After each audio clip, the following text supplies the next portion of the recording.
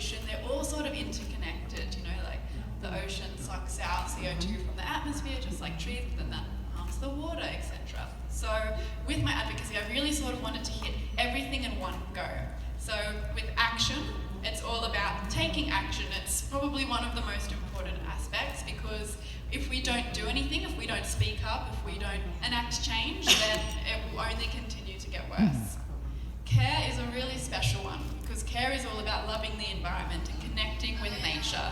Because if you are disconnected from something, then how can you care for it? Which is, for example, why zoos are so great, because you get to see the animal in real life. It makes you actually care about the animal. So much like the animal, we need to connect with nature and remember to love nature and respect it and where we've come from and that we rely on it.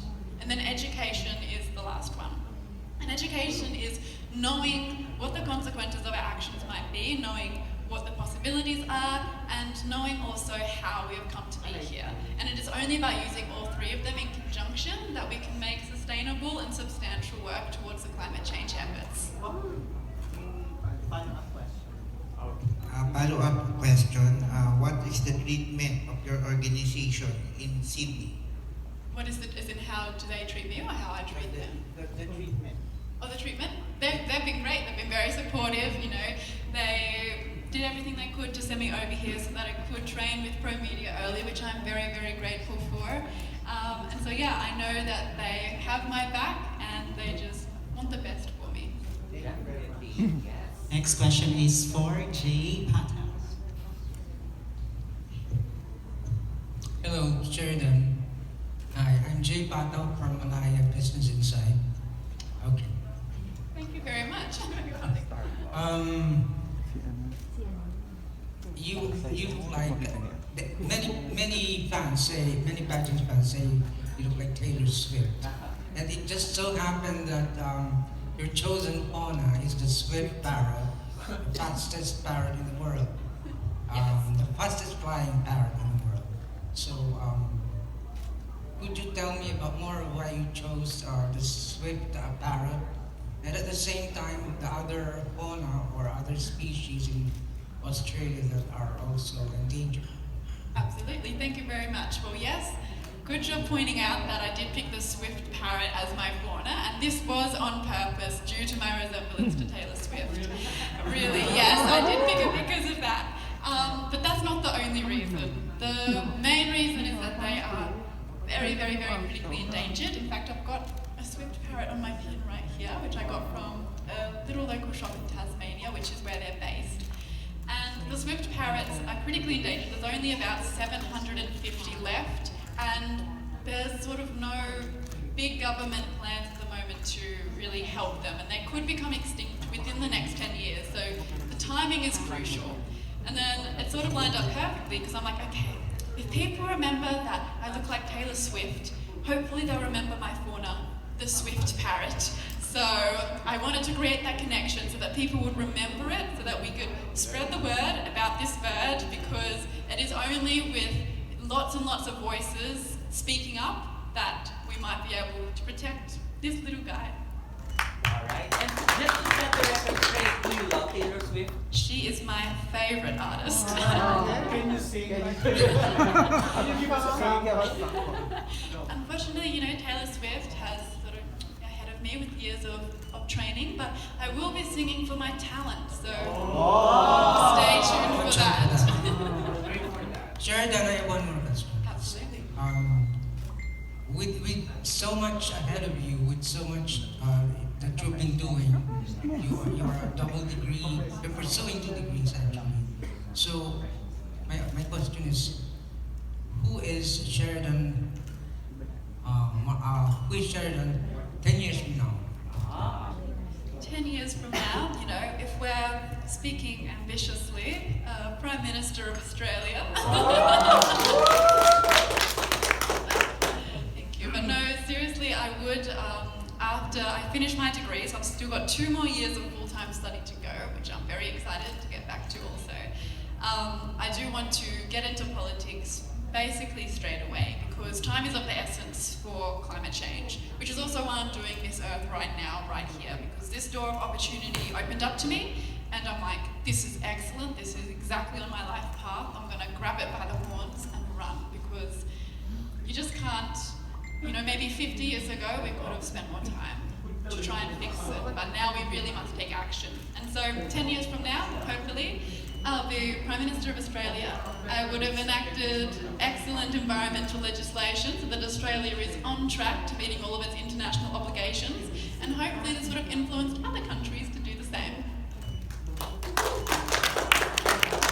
Another question from Gilbert. Prime Minister Sheridan Mortlock. The most beautiful Prime Minister 10 years from now. Good afternoon, Sheridan. My name is Kim from the Daily Tribune. So, how are you going? I am great, thank you. Kumusta ka? I'm doing good, thank you. All right. I want to visit Australia. So there are 8 states in Australia. Say I'm visiting Northern Territory and Tasmania. Where will you take me? This is an excellent question to ask me as I've been to these places. So Northern Territory, you definitely have to go and check out the crocodiles. I know that they're a bit scary, but they're just such a beautiful, gorgeous animal. So I definitely go on tour there, go on the rivers, and just see, it's such a different experience. Everyone's sitting there on the boats and they're so quiet, waiting to see, oh my gosh, where's the crocodile going to be? Am I going to die? No, you don't die. But it's very beautiful to see it, so definitely that. And in Tasmania, there are so many beautiful, beautiful waterfalls in Tasmania. In fact, I nearly got waterfalls out with my family, like, oh, another waterfall, really? But they're very, truly gorgeous. Tasmania has one of the most gorgeous landscapes. It's very, very green now, but it's very cold, so take a jacket. Thank you. I have one more question. So, where do you want to go to the Philippines? Oh, I would really like to go to Boracay. I see it's very beautiful. So maybe after the pageant, I'll get to nip over there for a little vacation. Thank you and good luck. I'd like to ask a question just to follow up. Okay? Can you tell them something that's completely unique about you? Since you're talking about Australia and travel, what's that one thing that's completely unique about you? Well, something that I can do that I've not met many other people that can do it is I can clap one-handed. Someone. Yeah, would you like a demonstration? Clap one-handed. I Can can't. anybody do it in this room? Yeah. Louder, please, louder. So, Sheridan, just to follow up, you said that when you were younger, you traveled, right, Yeah. with your family. Can you tell them about it? Absolutely. So when I'm trying. When I traveled with my family, so my 2 younger brothers and I, and my mum and dad, we lived in Melbourne at the time, and we packed up our lives. My mum and dad quit their jobs, and we rented out a house, and we packed everything into a camper trailer. And so what we did was my brothers and I were homeschooled, and we traveled around. We started in Tasmania, and then we worked all the way around. And so this really allowed me, I didn't realize it at the time, I feel like, respect it at the time, but it truly allowed me to see just how diverse and beautiful Australia's landscapes are, because we are truly one of the most diverse countries. We're very, very large. We've got deserts, wetlands, tropics, the list goes on. And so to be able to wake up every morning, as I mentioned before, and just see a different environment and also just different communities, it was so eye-opening, especially as I was so young. And being able to look back at it now as I'm older, that experience was truly very unique and very rare. And I don't know many people that got to do that, got to travel their own country. As Australians, we usually love going elsewhere. We're notoriously known for backpacking through Europe and Asia. so to be able to actually do my own country was truly a once-in-a-lifetime opportunity, and hopefully I'll get to do it again now that I'm older, maybe when I have kids. All right. So she's practically a wild thornberry. You are familiar with that show. Yes. All right, next question. Hi Sheridan, welcome to the Philippines and mabuhay. This is Jay from Pageantry. So I have a question for you. First question is, aside from winning the Miss Earth crown, what would you like to achieve in your what would you like to achieve in your life?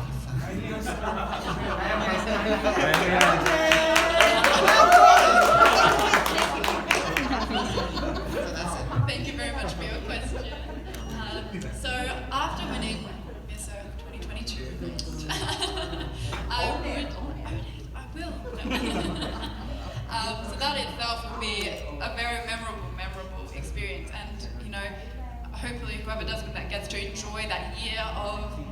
going around with the organisation and volunteering.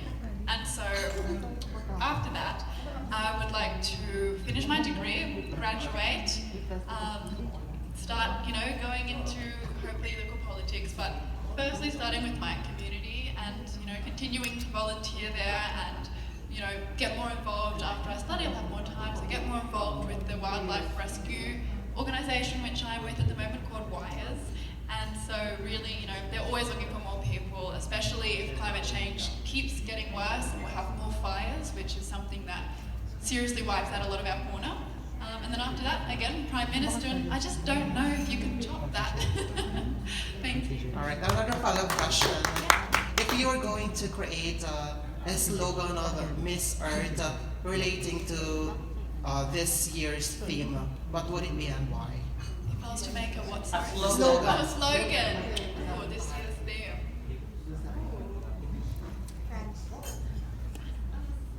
Fauna this year, so I'll probably say, I like acronyms and I like alliteration, so I'm trying to think of something off the top of my head. Maybe Fight for Fauna.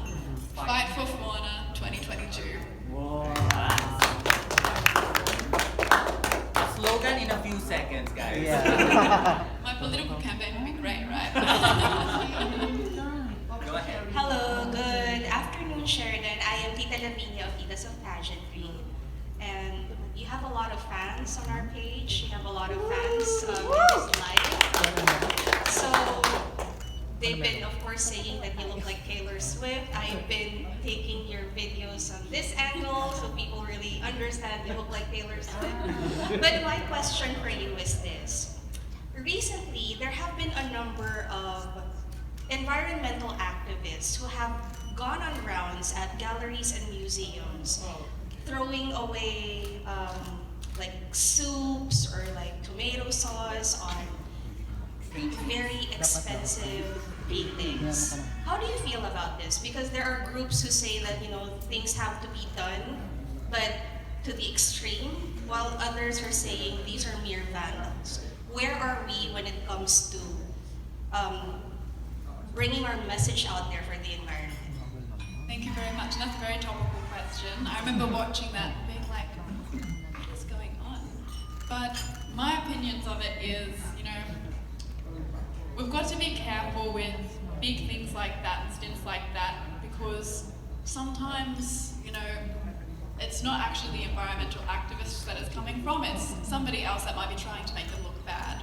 But also, just like with any group that's trying to do better with the world, such as feminism, there's always going to be those on the very extreme side and then those that aren't moving at all. And what we have to try and focus on is just the overall message and what it is that we're trying to convey. So with environmental activism, I don't agree that the soup throwing incident was a great way to convey that because all that does is make people angry.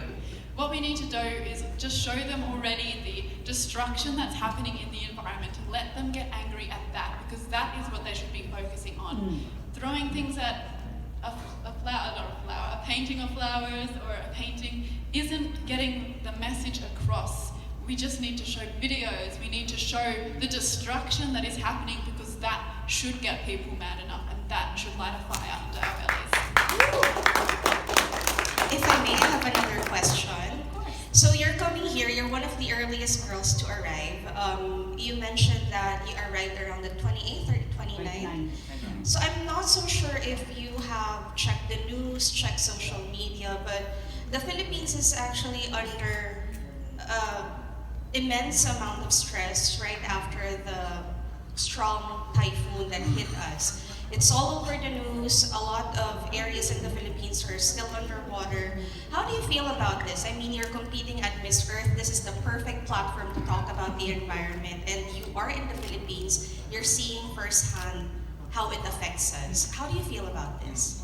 It's, it's nearly ironic that it's happening. And I'm very, very saddened that it is. And I'm sending out all my love and support, and I'm hoping that those people that have been affected are getting the support that they need. But it really is a great example, really, of just how bad and how negative climate change impacts can have on people. things like this will still keep happening. I know in Belize also, just maybe yesterday or this morning, there was another hurricane there which totally wiped out a lot of villages. And so these things will continue to happen unless we all rally together and work together as a team and, you know, enact action, because unfortunately it will only get worse unless we do something now. Thank you and good luck. Thank you. Mabuhay, Sheridan Mortlock, and welcome to my beautiful country, the Philippines. I'm Army Nadina from the financial capital of the country, Makati City. Hi, Sheridan. Australia has had quite a run in Miss Earth from 2015 to 2017 with 2 Miss Earth Air title holders and 1 top 16 finisher. But after that, Australian representative did not enter the first cut.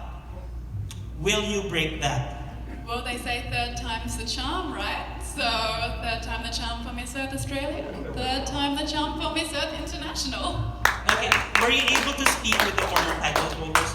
Yes, so I was able to speak mostly because they're also based in Sydney where I am, to Monique Shipman, Susanna Downs and Brittany Dixon, and they've been very helpful and supportive, and they're always there if I need to ask, like, wait, so how much sleep do we get again each day? 4 hours? Oh my gosh, you know, but they've been very helpful and they've been able to give me their wisdom and tips. Okay, the best of luck to you. Thank you so much. Next is Esel John.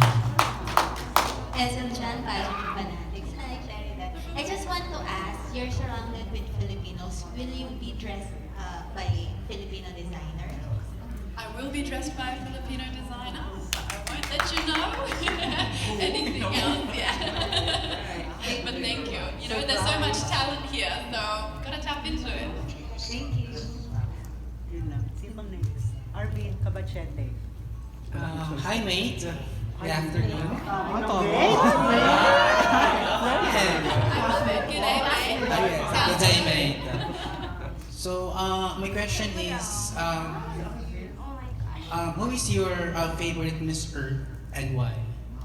I really enjoyed watching Lindsay Coffey as she, you know, did it, because I feel like she is what I want to be, really, you know. She's very, very beautiful, but she's very, very articulate and intelligent. And she, to me, was a big standout, because I remember watching it on Zoom with everybody else, and I was like, damn, this girl is strong. So hopefully, I will be just as strong and maybe bring home the crown for Australia as well. Last question. If given a chance to live in Australia, which do you prefer? Brisbane, Sydney, or Tasmania? You know, I do quite love my city of Sydney at the moment. You know, I've been working there now for a bit over 3 years doing modelling and retail, and I'm really getting to know the city, and there's nothing quite like being able to walk around without a map and just know, oh, there's my local coffee shop, and oh yeah, I know this street and feel like a local. It really feels like you're connected. Thank you so you. much. Sheridan, again, I just want to ask, you've seen your co-candidates via Zoom. Who are you excited to meet? Well, Which candidate? Well, I'm excited to meet everybody because, you know, you never really know somebody until you meet them in person, I reckon. But I'm very excited to meet Miss Korea and Miss Japan and Miss Cuba and, of course, Miss Philippines.